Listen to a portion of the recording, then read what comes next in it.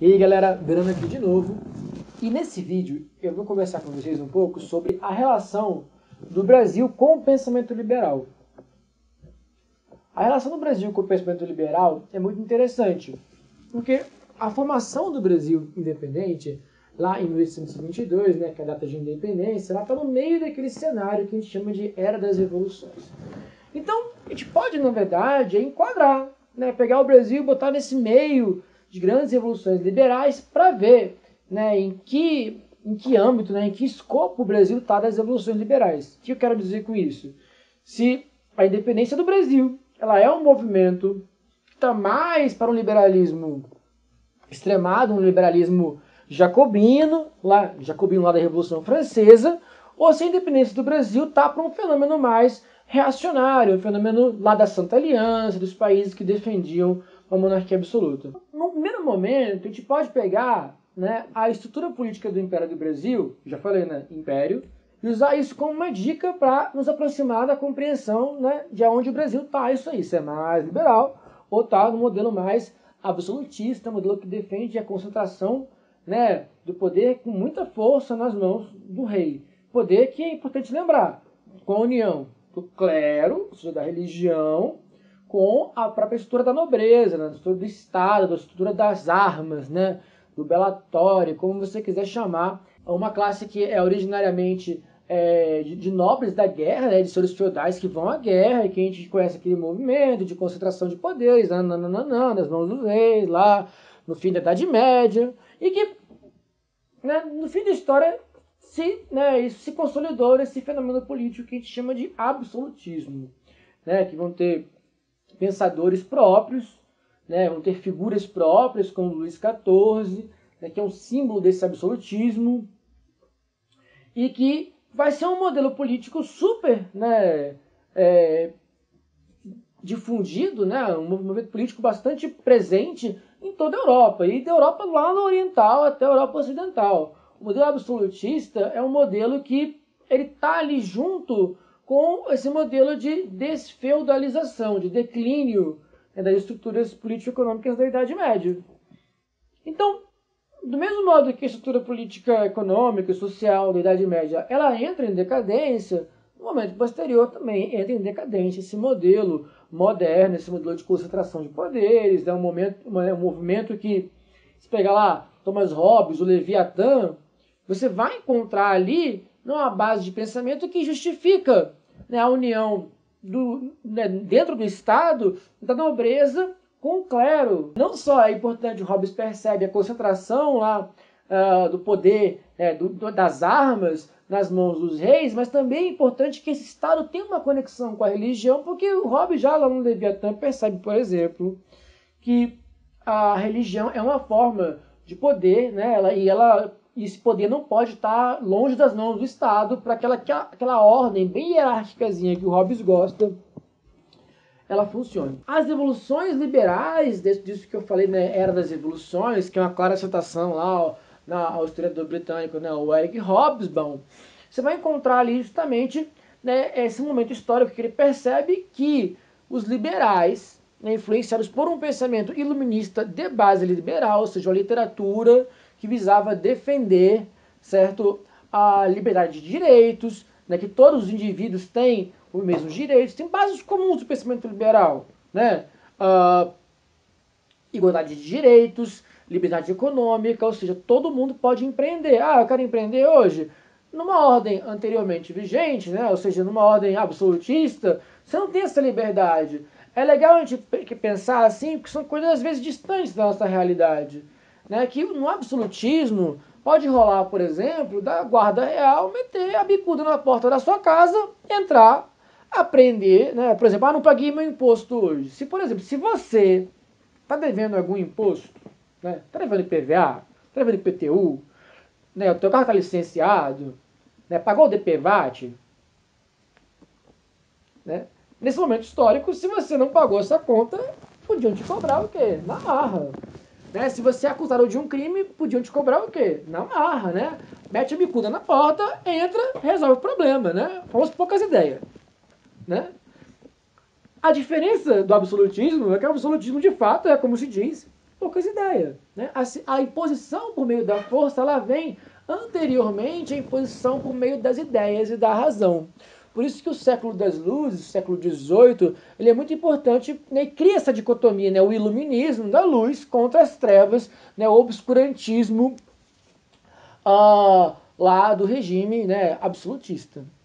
E também é legal porque o exemplo que serve para ilustrar o Brasil é o exemplo de Portugal sobre a ordem, né, do primeiro-ministro lá do secretário de Estado, o Marquês de Pombal, que vai ser, né, um interlocutor entre o pensamento liberal e a monarquia absoluta portuguesa, e o Marquês de Pombal vai fazer esse meio de campo de tentar modernizar as estruturas do Estado português, começando pela modernização da própria Universidade de Coimbra, do currículo de Coimbra. Então, de toda uma mudança, uma transformação no Estado português, que depois, com a morte de Dom José, que é interessante que Dom José I, né, ele vai ser uma estrutura modernizadora, né, mas acaba que ele fica ali, né, de alguma forma, na sombra, pelo menos em termos históricos, do Marquês de Pombal, vista a importância do Pombal. Dom José é sempre lembrado como o rei que coloca o Marquês de Pombal para trabalhar, né, para ter essa liberdade, modernizar. Né, o Pombal vai tirar os jesuítas, por exemplo, né, vai expulsar do Brasil os jesuítas, porque ele percebe, por exemplo, que os jesuítas detêm mais poder na colônia do que o próprio Estado. Ou se não detém, pelo menos ele teme, né, por esse poder nas mãos dos jesuítas. Então, diversas modernizações são postas em prática pelo Pombal. Na historiografia, acaba por ser um certo querido, né, por conta da sua modernização na estrutura política em Portugal. E Dona Maria, que é a sucessora de Dom José, né, a Dona Maria, que é responsável pelo movimento que a gente chama de A Viradeira, né, a partir de 1777, não 777. Ruim de falar, fácil de lembrar. Que é um movimento que vai, na verdade, desconstruir as estruturas que o Marquês de Pombal acabou por modernizar. Ou seja, esse movimento da viradeira é colocado na historiografia como um movimento retrógrado. O reinado de Dona Maria, então, acaba por ser, né, associado a uma imagem super retrógrada. Né, uma imagem que está associada ao absolutismo velho, está associada a um despotismo, né, que o Pombal vinha buscando, né, esclarecer, né, buscava transformar Dom José num déspota esclarecido, né, buscava, né, dar alguma legitimidade por meio das ideias, buscava modernizar Portugal. Então toda a modernização que Pombal botava, né, tentava implementar em Portugal, ela acaba por ser desconstruída por Dona Maria, que unido, né, à sua condição mental, à sua condição psiquiátrica, e também ao fato de ter sido no seu reinado, né, que Tiradentes foi crucificado. Crucificado, doido. Tudo bem, né? Que lá o quadro do Tiradentes, né? Lá do Vitor Meirelles, é o Pedro Américo. Peraí. Mas é porque eles são da mesma época, pintam coisas, né, bastante similares, falar do trono e tal, essa pintura romântica brasileira. É Pedro Américo, naquela tela do Tiradentes, que tá lá, tipo, é tipo um Jesus Cristo mesmo, né? A ideia de trazer, assim, né, essa ideia do martírio de Tiradentes pelo Brasil, que é uma ideia que vai ser lá da República, né, trazida, né, vai ser criada, na verdade, né, o mito do Tiradentes, que à época não existia, mas de fato, né, a história como ela vai sendo formada aos poucos, né, conforme ela vai se atualizando e você coloca lá o Tiradentes no meio do balaio, né, a Dona Maria vai piorando na fita. Embora lá em 1808, quando ela chega no Brasil, né, essa questão do Tiradentes não tivesse presente.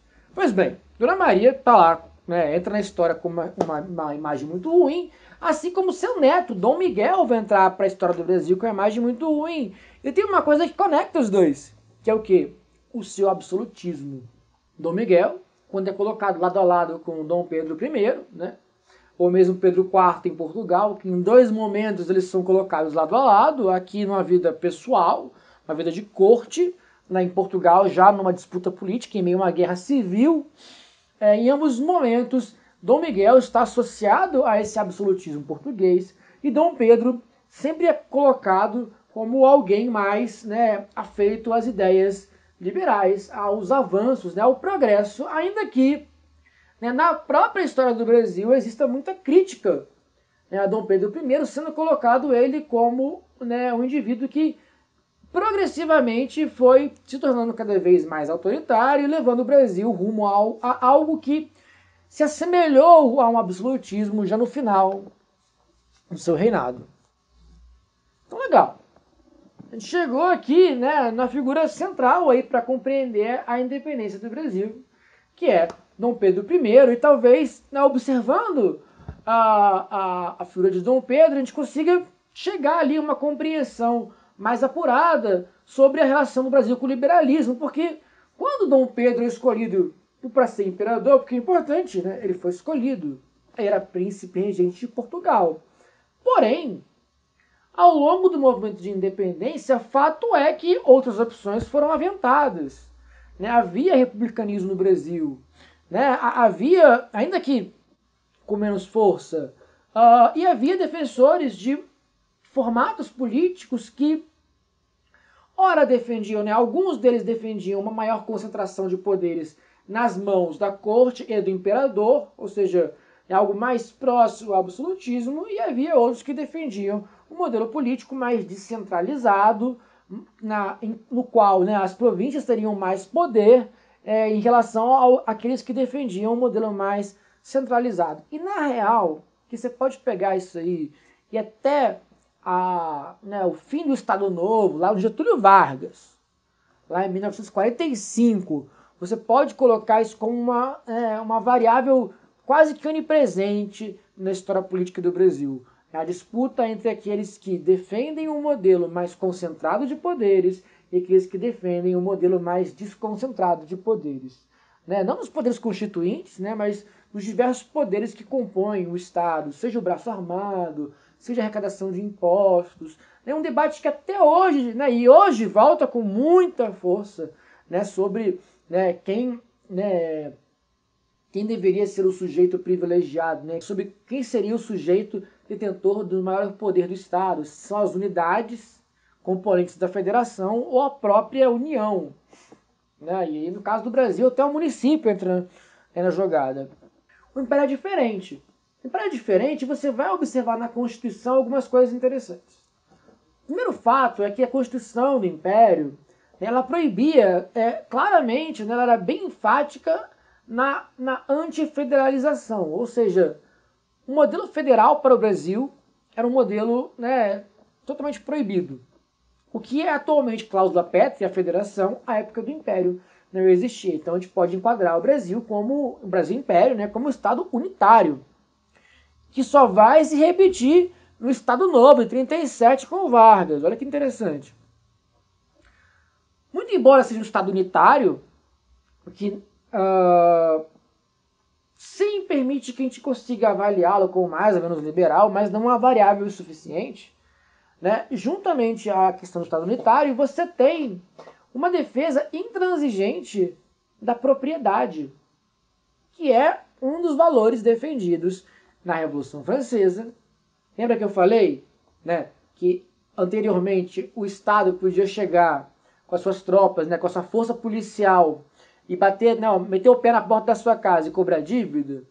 Então, se você pegar a Revolução do Porto, que começa em 1820, e a própria Constituição de 1822 de Portugal, tá?